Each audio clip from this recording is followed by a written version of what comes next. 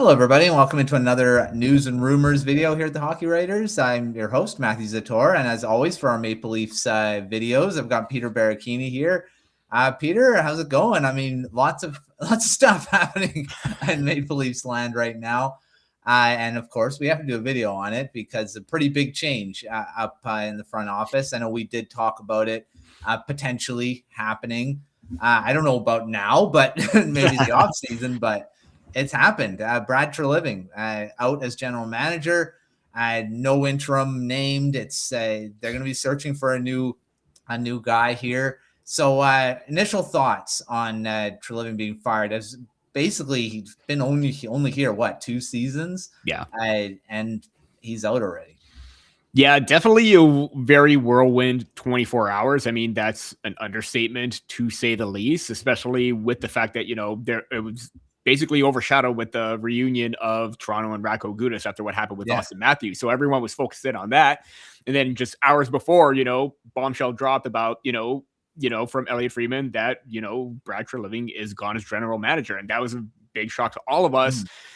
In that moment, yes, it was shocking, but it was something that needed to happen. And I think a lot of Maple Leafs fans and everyone out there in the media was expecting this to happen because of how poor the season went.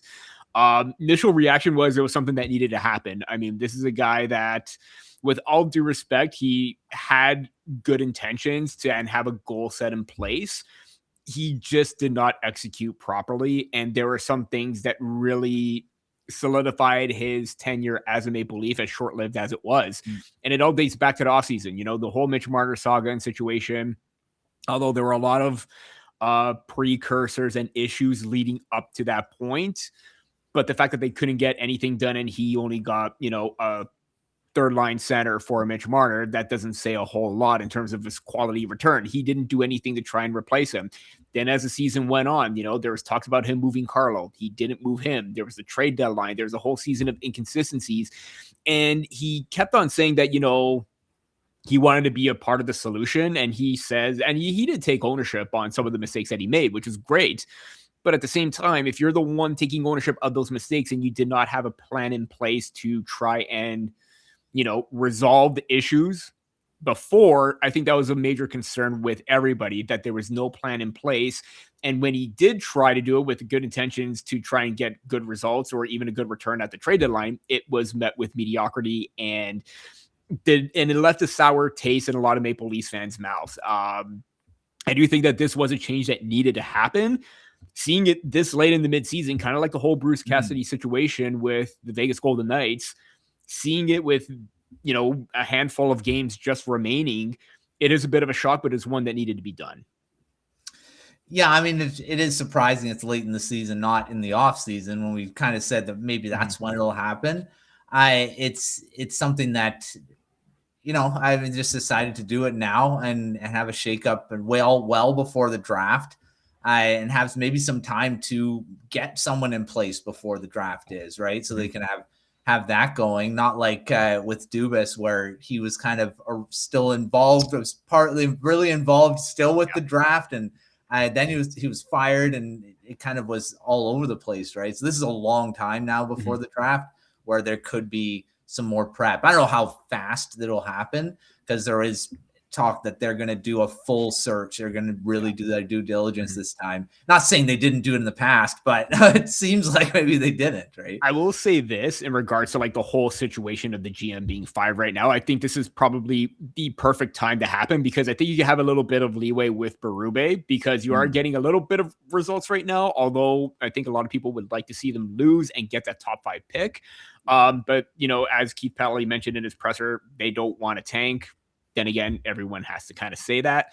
But I do feel that happening right now, it gives them a jump start on everything where they can narrow down some of the candidates. And right now it is Brandon Pridham, who is the assistant general manager, and Ryan Hardy are going to be there on an interim basis. So you do have some guys in place right now that can kind of spearhead the operation until you do find that big name, which is great because I've always been a fan of Pridham. He was a salary cap guru for a long time. So if he is kind of one of those guys that the Maple Leafs have, don't think you want to let him go because he knows what he's doing.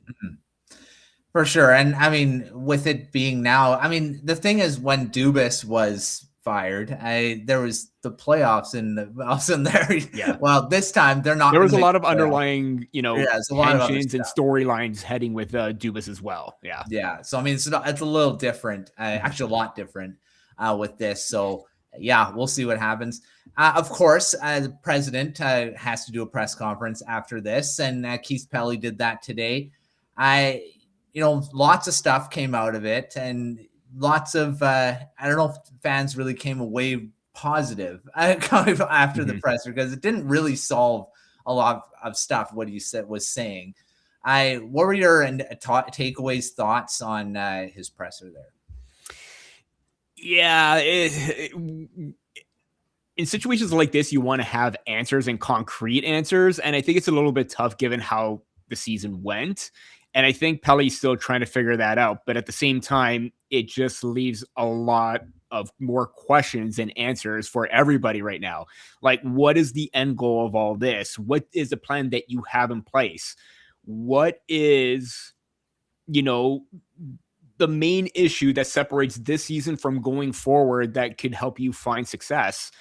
And, some comments that he made really kind of stood out for me in a way where I kind of left my head scratching too, where he says that some of the hockey ops in the with the Maple Leafs is some of the best in the league. But at the same time, some of that is not being utilized to its fullest extent when it really should be. And with a, top franchise like the Maple Leafs, where they generate a ton of revenue for the league, and being a rich franchise, you should be able to allocate some of that and to bettering that system to help you with your development and operations. There's the another comment where, he said they have players in place, or foundational pieces, where you talk about Matthews, Nylander, Tavares, Nyes. Great. Yes. Some of them are foundational pieces, but at the same time, they have not gotten over that hump with only, 2 massive playoff series wins. And the furthest you have gone is just a semifinal. You haven't gone and won anything right that. So can you really say you really have true foundational pieces in place? Then again, this could just be a one-off season. It could be something where maybe they do have those pieces internally. They do have some people spearheading the operations where they can turn things around. And if they have those pieces in place, that could put them in a better spot next season. Will that happen? It's still a big question mark right now. I think Pelley tried to do the best job as possible to try and ensure some optimism, but it just left with a lot more questions than answers. And if he can't get everything done properly, and that starts with finding a new GM, then, there's not going to be just kind of a retool kind of thing. There's going to be another rebuild. And that is something that nobody in Leafs Nation really wants to go through right now. So if they are able to find, the roles and the strategy and the tactics that he's finding to help this team succeed, great. Now is the perfect time to start. You're getting a head start on that, as opposed to just waiting till the end of the season. Locker cleanout day, the Maple Leafs are making the playoffs. It's going to happen earlier than expected. It's not going to happen in May. It's happening right now. So the fact that you got a few weeks ahead and you're going to do your homework, I think it should serve as some reassurance, but we need to see results big time. Yeah, and that's the thing. They're saying that they want to do it right and stuff, but fans are going to be like, let's get a new GM in place right now and get it all done. But I mean, it has to be the right one for sure. One comment that I was seeing about that, he said that Montreal and Buffalo came up and surprised them. Yes. Yeah, I don't think so. I mean, come on. These two teams have been, I mean, the Canadiens made the playoffs last season. And they're been up and coming team for a while. The Sabres, I kept saying it. Eventually they will figure it out and be the team they should be. And they are now. That's two teams now that have basically taken spots in the playoffs over the Maple Leafs. And him saying that it was surprising, it shouldn't have been surprising. So that was, it's a good thing you brought that one up too, because that was one comment that really stood out for me. And thank you for bringing that up. If you were oblivious to the fact that the Atlantic Division is very competitive, which it was this season, where you all thought that maybe Boston would take a step back or continue to take a step back, You thought that Buffalo would still be kind of, the joke of the league, even though the fan base deserves to see some success, and they're seeing it right now. Skimming or overlooking the fact that, Montreal's having success, the Sabres, the Detroit Red Wings, Ottawa Senators at one point, they're still in the battle as well. To say that, you didn't see that coming is kind of ridiculous at this point. I mean, Montreal has been building for like the last 3, 4, 5 seasons. Yeah. Actually, even longer than that, maybe going on 6, 7. A lot of the core pieces right now are having success, and this is why they're like a top 3 team in the Atlantic. Buffalo Sabres, they got rid of their GM in November, and they went on a hell of a run to lead the Atlantic Division right now. So you're seeing a shift in the balance of powers in the Atlantic right now, where last year Florida is kind of a bit of a different situation because there are definitely a lot of injuries. You lost your captain to start with, and I think he sets the tone for that team. I feel like Florida's going to be back in it next year. I'd be very shocked if they're at the bottom again. But for the Toronto Maple Leafs, to say that you weren't expecting those teams to or vault you in the standings is very concerning, that maybe you weren't in tune with how things were being done or how other teams are performing compared to your own. And I hope that he's kind of learned his lesson, that just like any team that you play against every night, you can't take your opponent lightly, as we've seen this year. And to say that, he didn't see that coming, we've all seen it coming. We knew it was only a matter of time before the Buffalo Sabres actually got it together and popped off.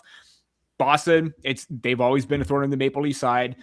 And you look at everyone in that division right now, usually for years, it was kind of like the metropolitan division that really was kind of a battleground for who would be the top team.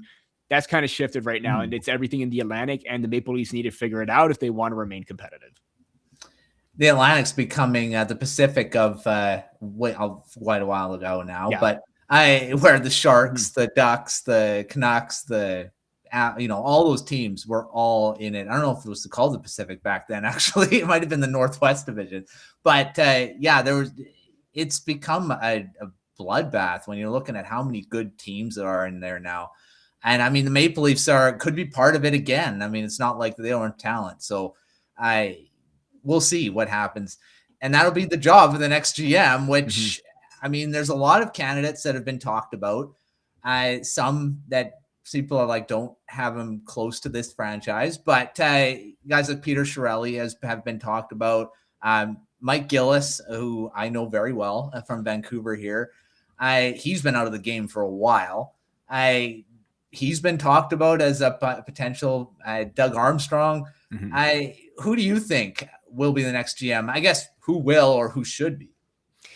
Yeah, I'm going to start off with one position ahead of the GM, and that's kind of like the president. I think the Maple Leafs need to try and address that too.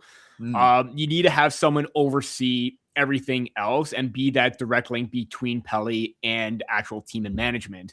And I'm glad you brought up Gillis too, because it's kind of rumored that he could be in the president of operations role kind of thing. So that could be something right there. There's, I believe Chris Pronger, Nick Alberga, and Jay Rosehill on Leafs Morning Take, they were trying to vet it out of him, if he would want to get back into a front office role kind of thing. He isn't ruling that out. So could someone like Chris Pronger have a little bit more of an advantage over, let's say, a Brendan Shanahan, who is more in tune with the game right now and has a direction of where he wants to go? Possibly. Who knows? This is just all speculation at this point. They're going to keep their cards close to them, as they usually do when it comes to stuff like this. As for the actual GM search, and initially it was going to be Jim Nill, but that's off the table right now because he did sign an extension with the Dallas Stars, and good on them because his contract was up and they probably did not want to let him go considering how successful the Dallas Stars are.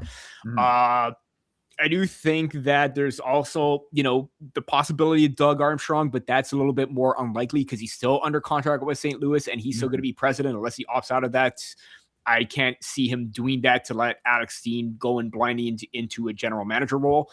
So as of right now, it's very tough. And just like a possible head coach change, although I think Bruce Cassidy would be up the Maple Leafs alley and he would be at the top of the list if that were to happen. It's a little bit more difficult with the general manager because the field kind of feels a little bit smaller than it actually is. would they outsource and see if there's someone else available out there? It's always possible, right? There's always a possibility of being internal. I did mention Pridham at the start of the show. I think he kind of has that edge because he's kind of been at the assistant role. He was under Dubas. He was under Tree. If he assumes that role and Ryan Hardy is that general manager as well, I think Brandon Pridham would do an absolutely fantastic job. I think he's got a leg up. Could they also look at someone like Haley Wickenheiser, who has been in a player development role? Would she be a great fit? Absolutely. I mean, one of Canada's most iconic hockey players and someone that is in tune with the development side of the players during rookie camp. I think that'll be very huge for her. Where they decide to go, it's totally up to them. But I feel like at this point, this is just my opinion. If they do go internally, I don't think that's a bad option because they do have names that you can't find elsewhere. And I'm pretty sure teams would want to try and get those names that I mentioned out of the Maple Leaf system because I think that they would find success with another team. So I think Toronto better think this carefully, that if you don't find an option out there, best go with what you have right now because they are some smart hockey minds within the system right now. Yeah, I agree. I mean, I think Pridham would probably be my choice as well and what he's been doing in the background. For a second, I was about to say Jack Pridham, but his kid is totally tearing up the OHL right now. So that's why. We'll see. I mean, I don't know. It's going to be interesting to see what, because Treliving wasn't in the job very long, and I don't know if they're going to maybe be gun shy with going really quickly and shifting. It's because it didn't work out with the last one. So, I mean, you don't want to be changing GMs every 2 seasons. The same thing with coaches, although it seems like teams have been starting to do that a lot more. Yeah. But yeah, it's going to be a huge decision on who the next general manager is because. And Pelley said they don't want to rebuild. So, I mean, they're going to want a GM in there that's not going to do that. And that's going to be interesting because they do have a good foundation of players still. Of course, there's going to need to be some changes. But, it's going to be something to really monitor over the next however long it's going to take for this to go. But yeah, we'll keep an eye out. Lots of stuff to keep an eye out for the Maple Leafs. See what they do at the end of the season. If they do end up with that draft pick in the top 5, that's still up in the air as well because it could finish still in the bottom 5 of the league. But yeah, we'll get together again if that happens in the draft lottery. They might be a part of it. So thanks, Peter, for coming on and talking Maple Leafs as always. Make sure you're checking out everything at thehockers.com. We got crazy stuff already out on the site and much more to come for articles as this everything unravels here or unfolds with the Maple Leafs and everything there. Make sure you subscribe to the Substack newsletter. Keep up to date with all those articles as well. That comes in your inbox every day because we got articles every day. So yeah, check that out and all of our other videos on the YouTube channel. But until our next video, we will see you next time.